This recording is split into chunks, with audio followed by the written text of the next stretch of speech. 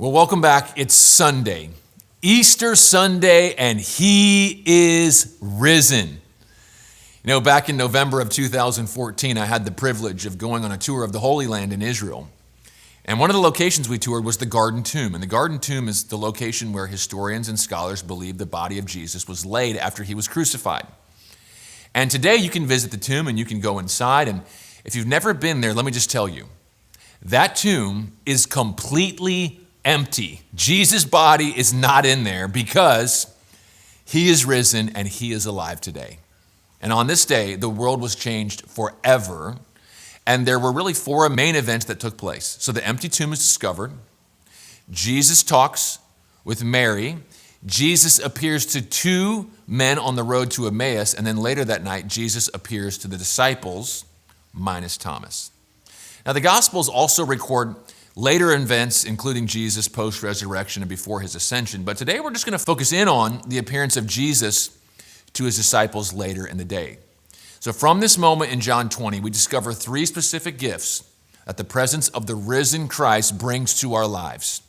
So let's pick up the story in verse 19. On the evening of that first day of the week, it's a Sunday, when the disciples were together with the doors locked for fear of the Jewish leaders, Jesus came and stood among them and said, "Peace be with you."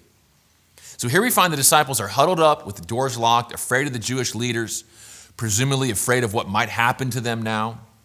But Jesus appears, and in this conversation to them, we learn three gifts his presence brings to our lives. Here's gift number one, peace. Now notice he just said, "Peace be with you," upon appearing to them. But now look at what he says next. After he said this, he showed them his hands and his side, and the disciples were overjoyed when they saw the Lord. And again, Jesus said, "Peace be with you." So if you're taking notes, notice this is the second time he said, "Peace be with you," telling us that Jesus' presence brings peace to our lives. Not only peace with God, which refers to our salvation, but the peace of God. Now, a lot of times we think, peace is found in the absence of chaos.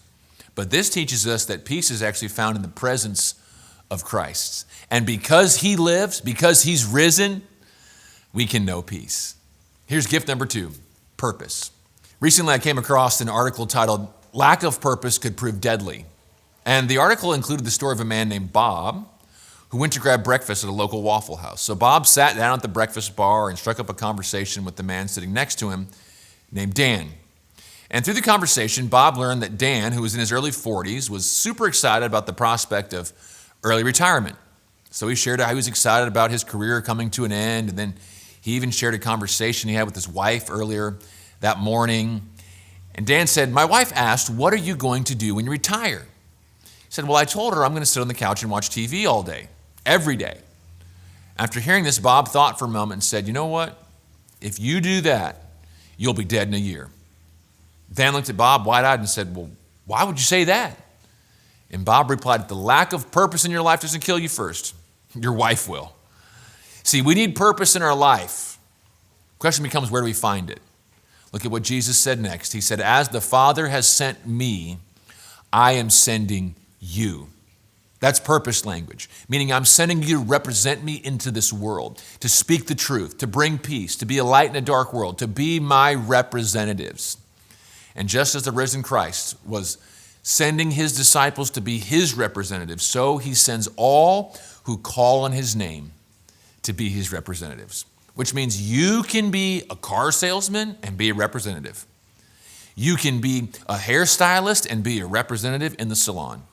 You can be a bank teller and be a representative. A UPS driver, we could go on and on and on. Whatever you do, you can be a representative for Christ. We have purpose because Jesus Christ is alive. So let's live like we're on mission for him. Here's gift number three, power. Look what Jesus goes on to say to the disciples next. "And with that, he breathed on them and said, 'Receive the Holy Spirit.'" When you surrender your life to Jesus and you welcome his presence in your life, you get the gift of power by the way of the Holy Spirit living inside you. See, if the Lord just gave you a purpose, but no empowerment to accomplish that purpose, that wouldn't be very helpful. Recently, I heard a story that shows what it's like to live without that kind of power. So a farmer had some trees to clear, so he went to buy a new chainsaw, and the salesperson sold him a saw guaranteed to cut down 15 trees in one day. Well, a week later, the unhappy farmer brought the saw back to the store and demanded to see the sales clerk.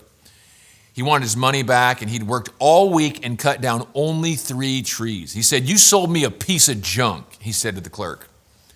But the sales clerk apologized and asked to look at the saw, so he took the saw aside, pulled the cord, and the chainsaw started right up with the familiar like bzzz sound.